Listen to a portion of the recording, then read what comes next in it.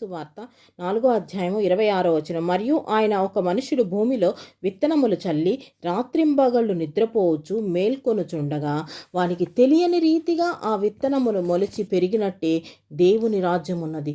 భూమి మొదట మొలకను తరువాత వెన్నును అటు తర్వాత వెన్నులో ముదురు గింజను తనంతట తానే పుట్టించును.